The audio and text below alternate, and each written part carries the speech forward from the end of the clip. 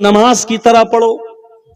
मौलाना अताउल्लाह शाह बुखारी कहा करते थे नमाजी चार टाइप के होते हैं, ठाठ के होते हैं, 8 के होते हैं, 360 के होते हैं और खाट के होते हैं। किसी ने पूछा मौलाना क्या मतलब? कहा ठाठ के वो होते हैं जो 5 टाइम के नमाजी होते हैं, 8 के वो होते हैं जो जुमा मस्जिद में आते हैं, जुमा की नमाज पढ़ते हैं, और 360 के वो होते हैं जो ईद की और बकरीद की नमाज पढ़ते हैं। और फरमाया खाट के वो होते हैं जो किसी के जनाजे में जाके खड़े हो जाते हैं। फरमाया कि ये 4 टाइप के नमाजी होते हैं, तुम फैसला कर दो तुम कौन से नमाजी हो लोगों।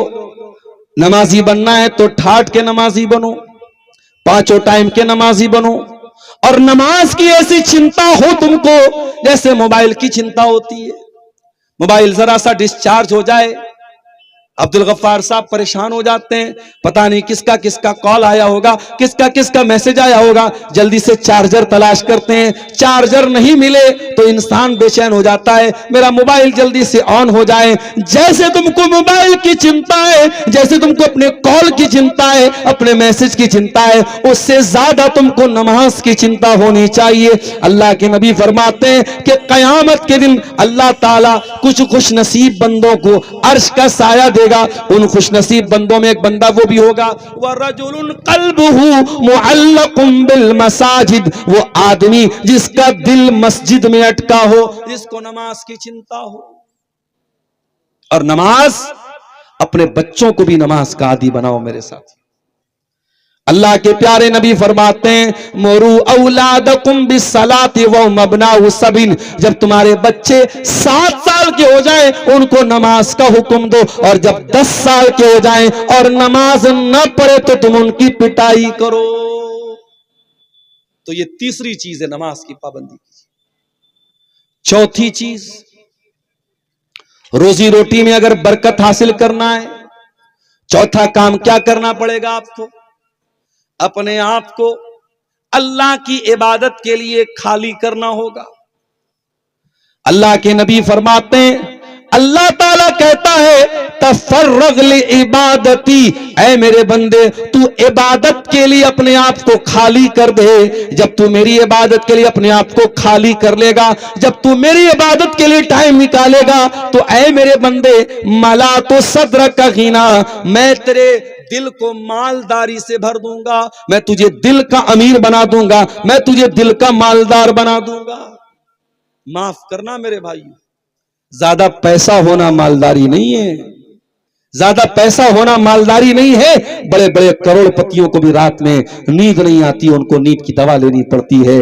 बहुत पैसा है, शुगर की बीमारी है, मीठा नहीं खा सकते, चिकन नहीं खा सकते, मटन नहीं खा सकते, इसका मतलब दौलत से आप सब कुछ नहीं खरीद सकते। लिहाजा अल्लाह के नबी फरमाते हैं लईसल गिना अन कसरतिल अर्ज़, ज्यादा पैसा होना और ज्यादा सामान होना ये मालदारी नहीं है।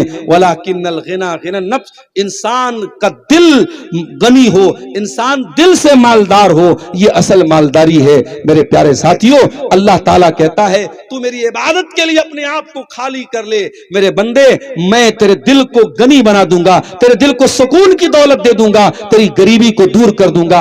और अगर हाय दुनिया में तू लगा रहेगा, सिर्फ दुनिया के चक्कर में तू लगा रहेगा, तो मैं तेरे दिल को बेसुकूनी से भर दूंगा और तेरी गरीबी को और बढ़ा दूंगा। और आगे बढ़िए, रोजी रोटी में अगर बरकत हासिल करना है, एक काम और करना पड़ेगा, गरीबों की मदद, मिस्कीनों की मदद, यतीमों की मदद करनी पड़ेगी। अल्लाह के प्यारे नबी फरमाते हैं इन्नमा तुरज़क़ूना बिज़ुअफ़ाइकुम, तुमको जो रोजी मिलती है कमजोरों की वजह से मिलती है। 2 भाई थे अल्लाह के नबी के दौर में, एक भाई काम धंधा करता था, दूसरा भाई नबी के पास आकर के तालीम हासिल करता था।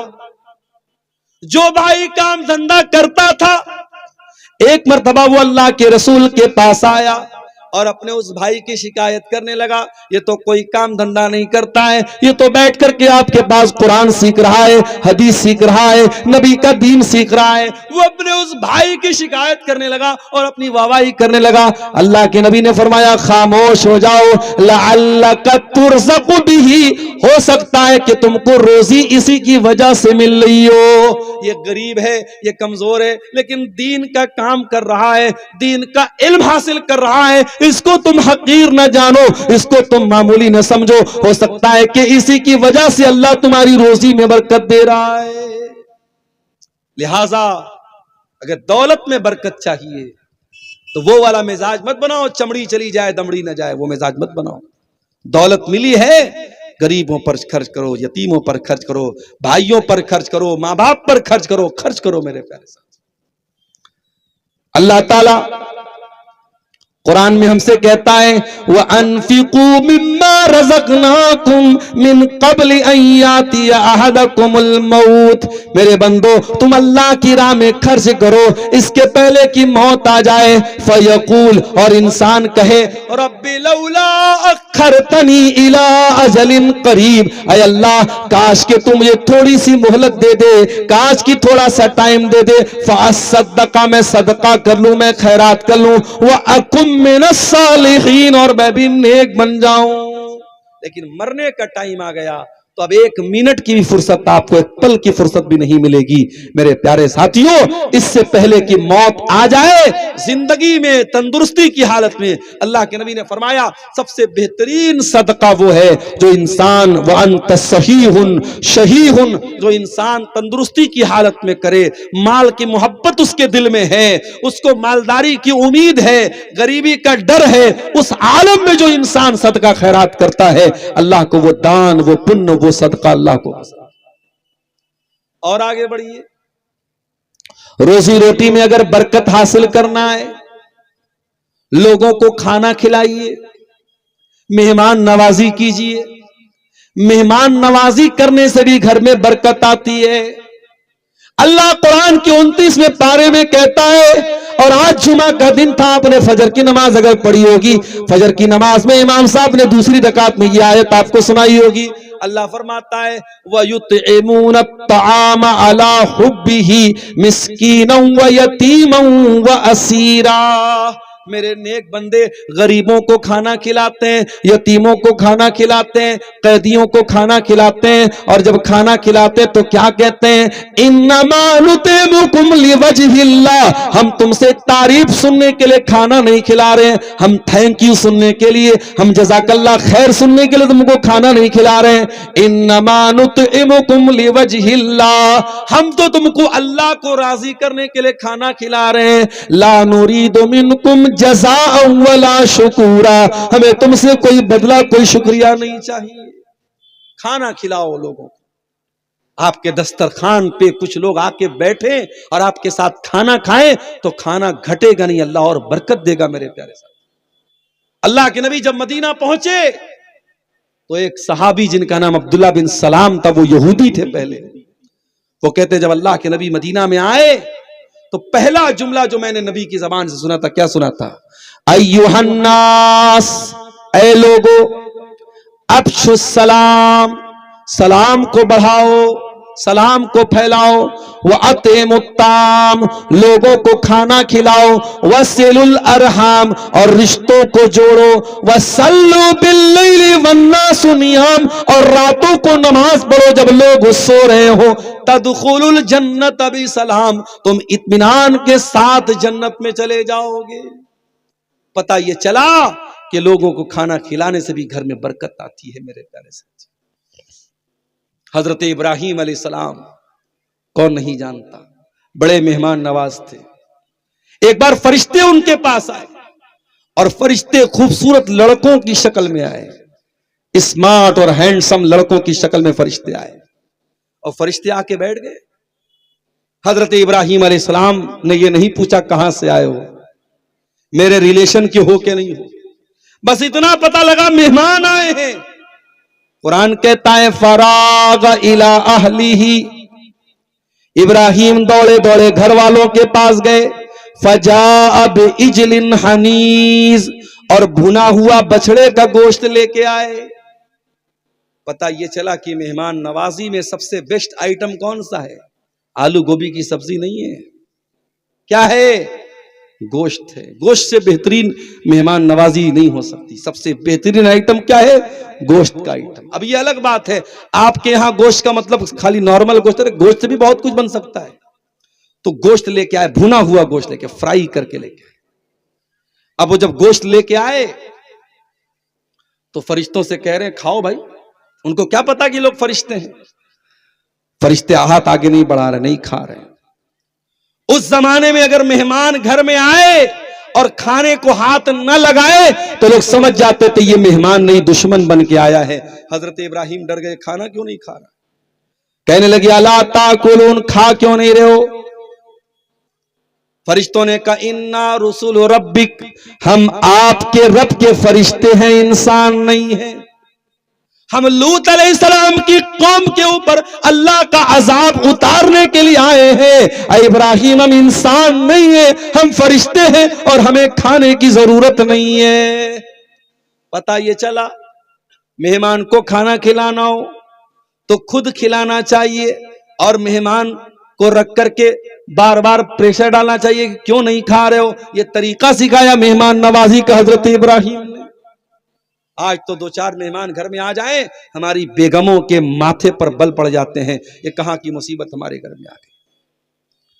आज की औरतें माफ करना मेहमान नवाजी में बहुत पीछे है मेरे प्यारे साथी। नबी के दौर में एक मेहमान आया, नबी ने अपने घर में पता लगवाया किसी के घर में खाने को कुछ है। नबी की 9 बीवियां थी, किसी के घर में खाने को कुछ नहीं। नबी की सारी बीवियों ने कह दिया अल्लाह के नबी आज हमारे घर में खाने को कुछ भी नहीं। अल्लाह के नबी खड़े होकर अपील करते हैं मैं युज़ीफ़ ज़ैफ़नी हाज़िहिल लैला, मेरे इस मेहमान को कौन अपना मेहमान बनाएगा? आज की रात कौन खाना खिलाएगा? हजरत अबू तलहा खड़े हुए, अल्लाह के नबी आपके मेहमान को मैं खाना खिलाऊंगा। घर आए, बीवी से कहा है मेरी बीवी मैं नबी के मेहमान को लेके आया हूं, नबी का मेहमान हमारा मेहमान बन के आया है, खाना निकालो। बीवी ने कहा थोड़ा सा खाना है, बच्चों के खाने भर का खाना है, बच्चे खाएंगे तो हम भूखे रहेंगे, हम खाएंगे बच्चे भूखे रहेंगे, मेहमान को कैसे खिलाएं? कहा एक काम करो, नबी का मेहमान लेके आया हूं, खाली पेट तो वापस नहीं कर सकता। एक काम ये करो, बच्चों को बहला फुसला के सुला दो, मैं मेहमान को लेके आता हूं। प्लेट मेहमान के सामने भी रख देना, मेरे सामने भी रख देना। मैं मेहमान सारा खाना मेहमान की प्लेट में डाल दूंगा, अपनी प्लेट खाली रख लूंगा और झूठ मूठ का मुंह चलाऊंगा। मेहमान समझेगा मैं भी खाना खा रहा हूं, मेरा मेहमान का पेट भर जाएगा, समझो हमारा पेट भर गया। अल्लाह। साहबी अबू तलहा मेहमान को लेके आए और इसी तरीके पर अमल किया। सारा खाना मेहमान की प्लेट में डाला और खुद की प्लेट को खाली छोड़ दिया, खुद भूखे रह गए, मेहमान को खाना खिलाया। अगले दिन सुबह जब अल्लाह के नबी के पास पहुंचे, अल्लाह के नबी ने फरमाया ऐ अबू तलहा, तुम्हारे जैसे लोगों के बारे में कुरान की आयत नाजिल हो गई है, वयूसिरूना अला अनफुसिहिम वलौ कान बिहिम खसासा। अल्लाह के कुछ ऐसे बंदे भी होते हैं जो अपना हक कुर्बान करके दूसरों की मदद करते हैं। मेहमान नवाजी करो मेरे प्यारे साथी, इससे भी आपकी रोजी रोटी में बरकत आएगी। और आगे बढ़िए, रोजी रोटी में अगर बरकत हासिल करना है, अपने रिश्तेदारों का पता लगाइए।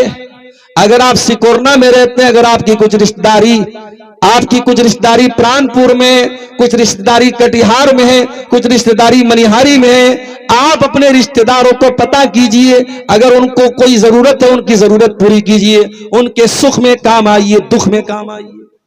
इसको शरीयत में कहते हैं सिला रहमी। और जब आप सिला रहमी करेंगे तब आपकी रोजी रोटी में बरकत होगी।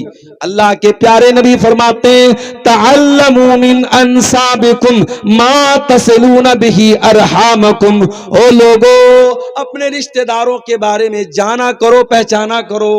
आप तो गांव के रहने वाले हैं, बनारस जैसे शहर की मैं बात करता हूं। और 2 कदम और आगे बढ़ो, आज कलकत्ता आप चले जाएं, आप दिल्ली चले जाएं, आप मुंबई चले जाएं, जो बड़े बड़े शहर हैं, मेट्रो सिटीज हैं, वहां बड़े बड़े फ्लैट में लोग रहते हैं, और एक फ्लैट में रहने वाला अपने पड़ोस के फ्लैट में कौन जिंदा हो रहा है, कौन पैदा हो रहा है, कौन मर रहा है, कौन आ रहा है, कौन जा रहा है, इससे कोई मतलब नहीं रखता है। शहरों की जिंदगी ऐसी होती है मेरे साथियों, किसी को किसी से कोई मतलब नहीं है।